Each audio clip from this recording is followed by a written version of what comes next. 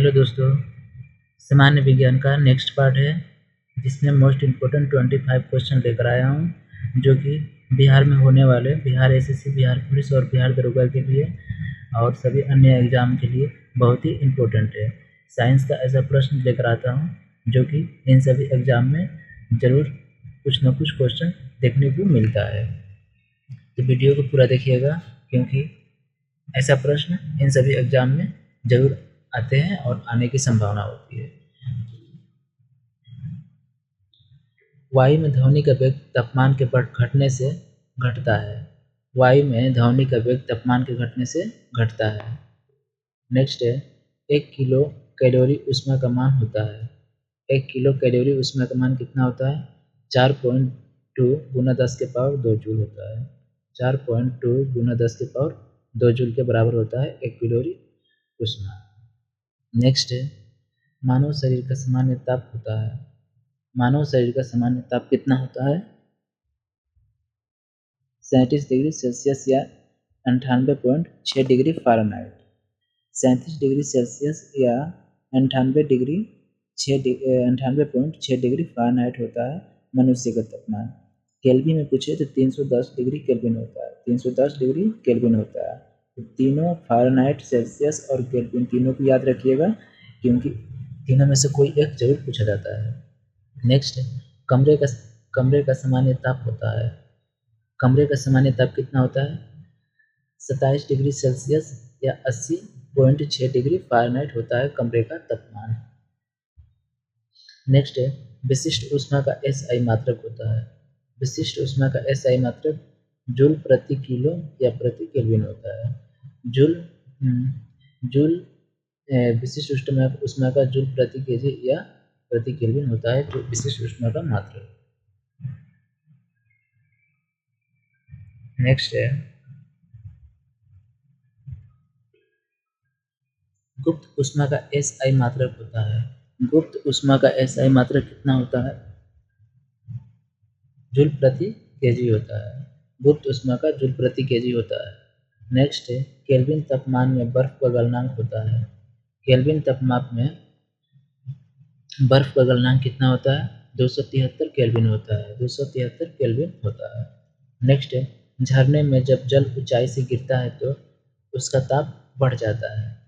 जब झरने से पानी जल ऊंचाई से गिरता है तो उसका ताप क्या होता है? बढ़ जाता है।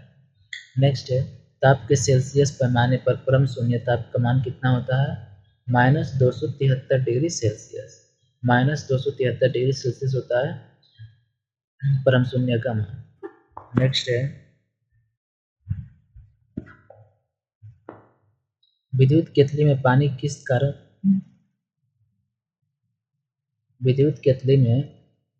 किस कारण गर्म होता है? विद्युत केतली में पानी किस कारण से गर्म होता है? संवहन के कारण गर्म होता है। नेक्स्ट है बोलोमीटर एक यंत्र है। इससे क्या मापते हैं? बोलोमीटर से उष्मीय विकिरण मापा जाता है बोलोमीटर से।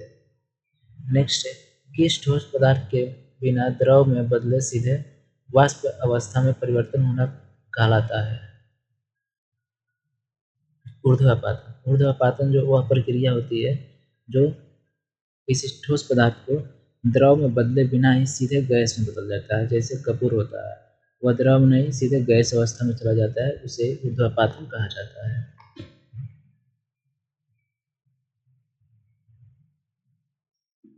नेक्स्ट है जिस ताप पर कोई ठोस पदार्थ ऊष्मा पा करके द्रव में बदलता है वो क्या कहलाता है?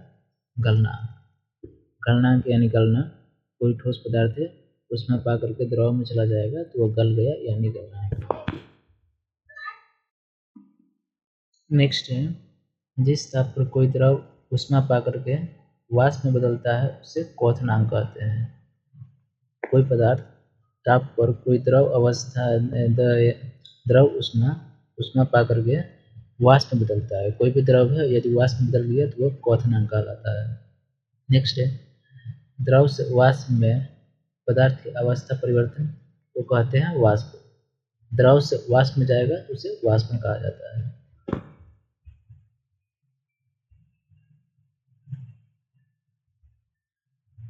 नेक्स्ट है ठोस से द्रव में पदार्थ की अवस्था गलन कहलाता है। ठोस से द्रव में बदलना गलन कहलाता है। दाब बढ़ने से किसी द्रव का क्वथनांक बढ़ेगा। दाब बढ़ने से किसी द्रव का क्वथनांक क्या होता है? बढ़ता है। नेक्स्ट है तेज हवा वाली रात्रि में ओस नहीं बनती। तेज हवा वाली रात्रि में ओस नहीं बनता है, कारण क्या होता है? वाष्पीकरण की दर तेज होती है। वाष्पीकरण की दर जो है तेज होती है, इसलिए तेज हवा में ओस नहीं बनता है।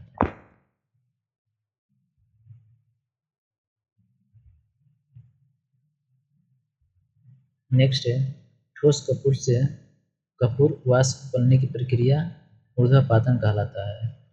यानी कि कपूर से कपूर वाष्प में बदल जाता है, उसे ऊर्ध्वपातन कहा जाता है।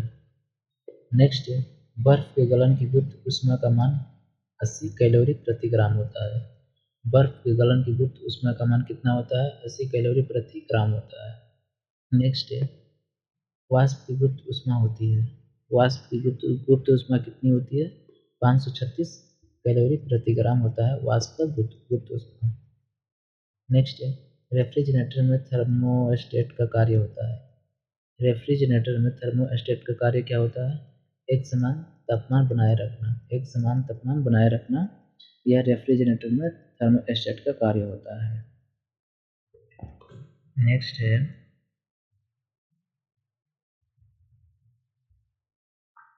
प्रकाश तरंग किस प्रकार का तरंग है? प्रकाश तरंग जो है अनुप्रस्थ तरंग होता है। प्रकाश तरंग अनुप्रस्थ होता है और ध्वनि तरंग जो है अनुदैर्ध्य तरंग होता है। ध्वनि तरंग जो है अनुदैर्ध्य होता है और प्रकाश तरंग जो है अनुप्रस्थ होता है।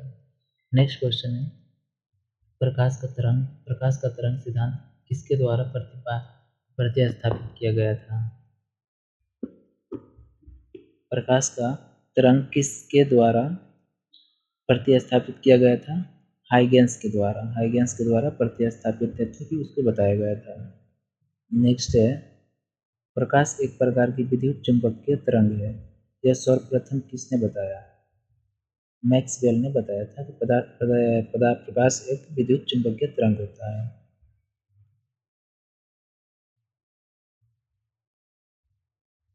नेक्स्ट है किसने सर्वप्रथम यह दिखलाया कि प्रकाश तरंगों का विवर्तन होता है? ब्रोमाल्डी ने बताया था। नेक्स्ट है प्रकाश विद्युत प्रभाव का प्रतिपादन किसने किया? प्रकाश विद्युत प्रभाव का प्रतिपादन किसने किया था? आइंस्टीन ने किया था। तो आज के लिए इतना ही प्रश्न। वीडियो अच्छा लगा होगा तो लाइक कीजिएगा और इस तरह की वीडियो देखने के लिए चैनल को सब्सक्राइब कीजिएगा।